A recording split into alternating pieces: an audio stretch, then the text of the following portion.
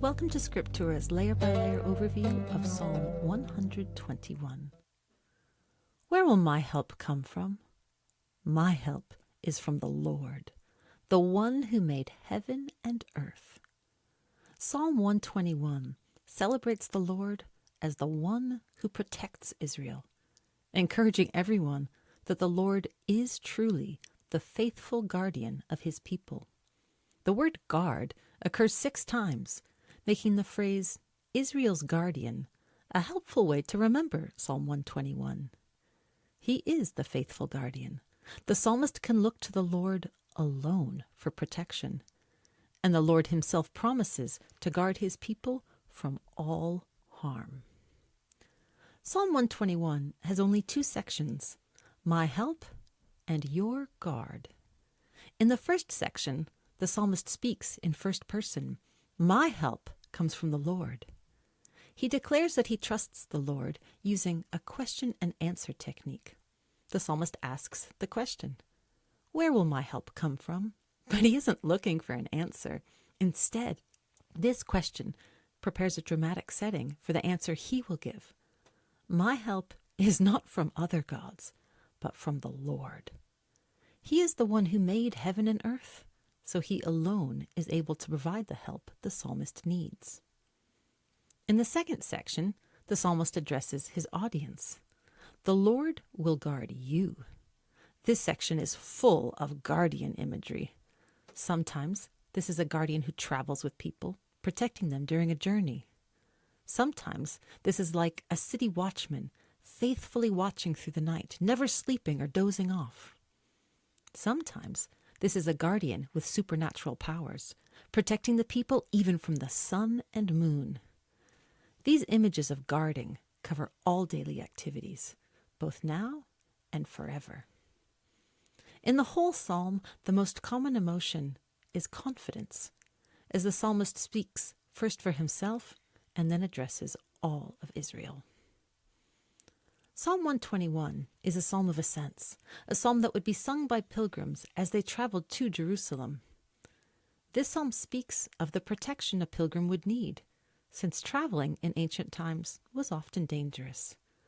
But the pilgrim who has a covenant with the Lord would be well guarded on the journey. The Lord would guard him from all dangers. A little background is helpful. The Lord commanded the Israelites to travel to Jerusalem 3 times a year for 3 yearly festivals.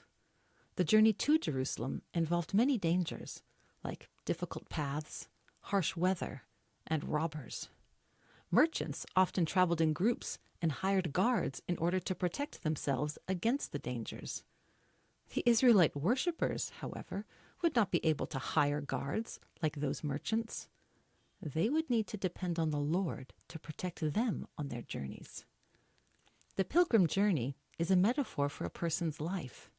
The imagery of the psalm focuses on the Lord's promise to guard his people from all dangers, all of their lives. People in the ancient world associated mountains with gods and often considered them to be the home of the gods. For the Lord, his mountain was Mount Zion. Other gods were associated with Mount Hermon, Mount Saphon, the mountains of Lebanon, and many other mountains. When the psalmist looks to the mountains, it is like he is making a mental list of all the gods who live in the mountains. It is like he is choosing which gods he can call on for help. Though the psalmist doesn't expect an answer to his question about where his help will come from, as the pilgrims would approach Jerusalem, Mount Zion, there would indeed be one mountain that would supply the right answer. The one who dwells in Jerusalem, Mount Zion, is his helper. Now we'll walk through the poem section by section. Song of the Ascents. I lift my eyes toward the mountains. Where will my help come from? My help is from the Lord, the one who made heaven and earth. The superscription identifies this psalm as part of the collection of the Songs of Ascent. Scholars believe pilgrims sung these songs on their way to Jerusalem for a festival. So we can imagine the setting of Israelites on their way to sacrifice and celebrate in Jerusalem. The change from first person I to second person you later in the psalm may even suggest the psalmist joins other travelers on the same journey. The psalm opens with the psalmist declaring that he personally trusts in the Lord. The central words in the Hebrew are my help, both at the end of the first verse and the beginning of the second. There's a symmetrical pattern of sounds in Hebrew that forms a chiasm, with esa and ose on the outside, me'ayin, me'im, inside, and ezri, my help, at the center. This poetic device makes the Lord as my help the focus. It moves the psalm from the thought of the psalmist lifting his eyes, beginning to think deeply about his journey, to the Lord as maker of heaven and earth. Because the Lord made heaven and earth, he has the authority and power to protect his people from all dangers in heaven and earth. This brings together the argument of the section. The journey to Jerusalem could be long, and the pilgrim could expect to encounter many dangers.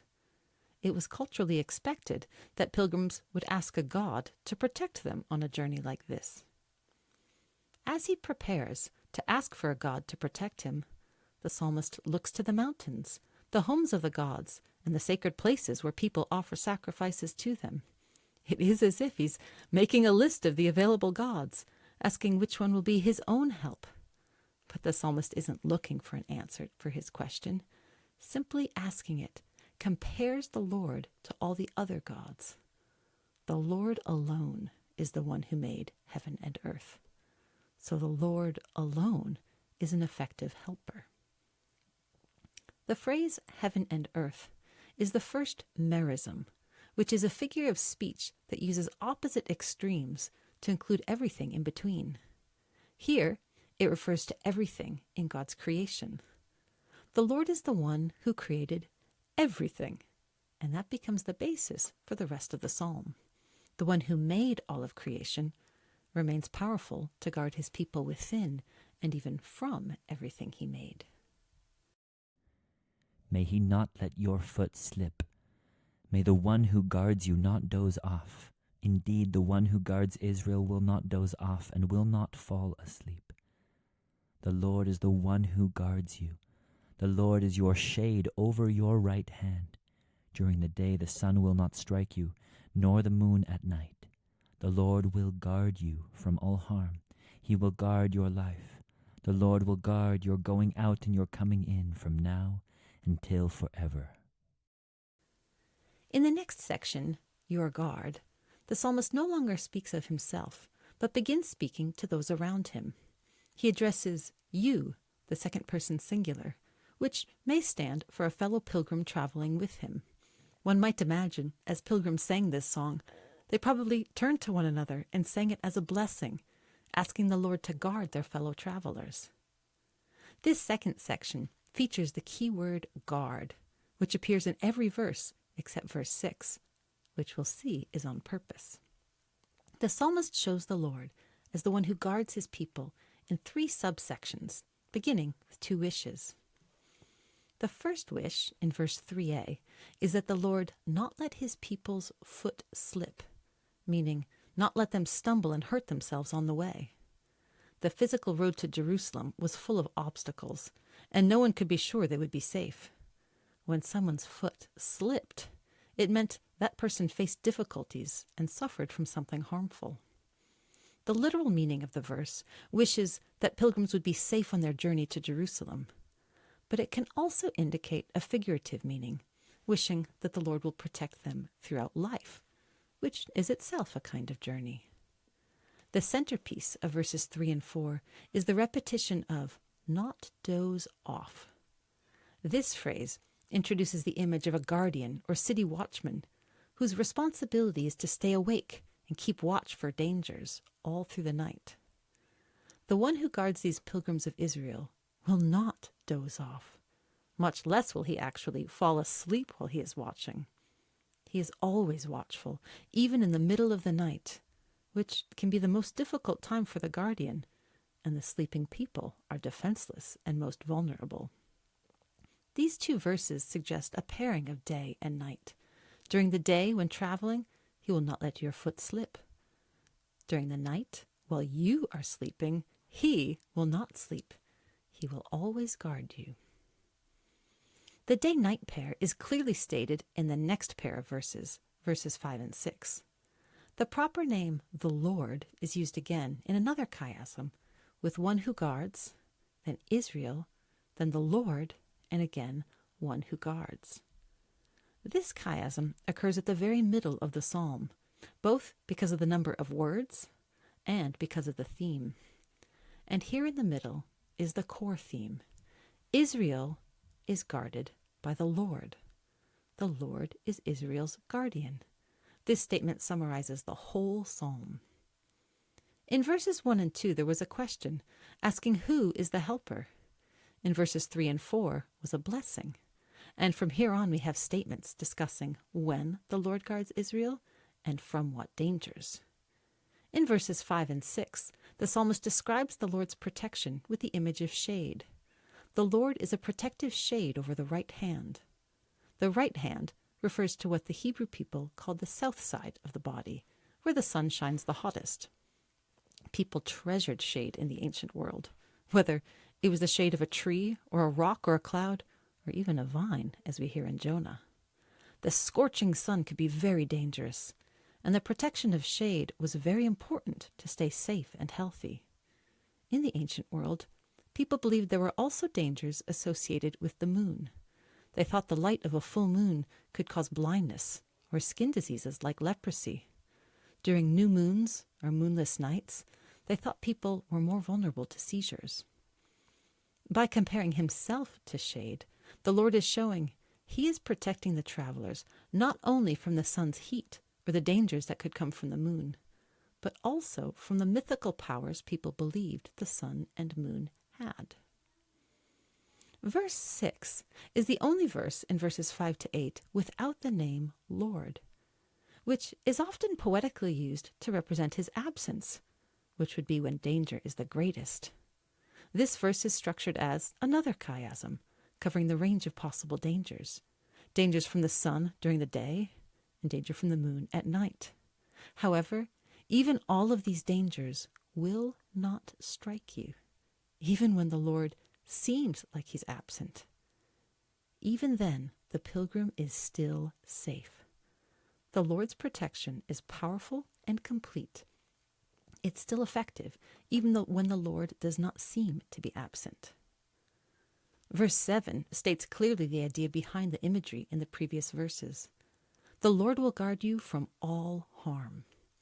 Some interpret this as a wish, but the previous verses and the word order of the Hebrew make it more likely that this is a confident assertion of a fact. The Hebrew word translated life here literally means throat, which was associated in the ancient world with breathing. The throat is the fourth body part mentioned in the psalm. The eyes the psalmist lifts up, the foot that does not slip, the right hand that the Lord protects, and now the throat or life. Because all these body parts are mentioned, it poetically implies that the Lord is protecting the psalmist's entire body. The final verse shows that the Lord's protection extends through all times. The Lord watches over their daily activities, going out and coming in, and he promises to watch over them forever, from now until forever. During all activities, at all times, the Lord is guarding his people from all harm. In Hebrew culture, certain numbers were symbolic, and people associated hidden meanings with their use. The number of words in the psalm, 54, not counting the superscription, is meaningful. 54 is the same number used to represent the word guardian in Hebrew. This poetic device echoes the theme of the psalm. The Lord is your guardian. He's the one who guards you. This is a complete view of the Lord's protection over his covenant people. This psalm describes the Lord as guarding his people in many different ways. The Lord is both my help for the psalmist, as well as your guard for the fellow pilgrims. All of the psalmist's body is protected, including his eyes looking for the Lord and his foot, hand, and throat. day and night, Israel is under the Lord's protection. The Lord is guarding his people from earthly troubles, like their foot slipping, to heavenly troubles from the sun and the moon. He can protect them because he is the one who made heaven and earth. During daily activities, in addition to this journey to Jerusalem, the Lord guards his people. Today, now, until forever, the Lord guards his people. When the Lord is first identified, he's the maker of heaven and earth, which means he can protect his people from any danger from heaven or on earth. In every way, the Lord is guarding his people from every kind of harm at all times, day and night, going out and coming in. All of life is covered by his protection. The Lord guards his people. Now we'll conclude with a dramatic reading of the psalm that draws all of this together. Song of the Ascents. I lift my eyes toward the mountains. Where will my help come from? My help is from the Lord, the one who made heaven and earth. May he not let your foot slip. May the one who guards you not doze off. Indeed, the one who guards Israel will not doze off and will not fall asleep. The Lord is the one who guards you. The Lord is your shade over your right hand. During the day the sun will not strike you, nor the moon at night. The Lord will guard you from all harm. He will guard your life. The Lord will guard your going out and your coming in from now until forever. Please note that this video provides only one coherent interpretation of the psalm. See our website for details on other interpretations as well, including understanding the mountains, the mood, and how many voices there are in Psalm 121.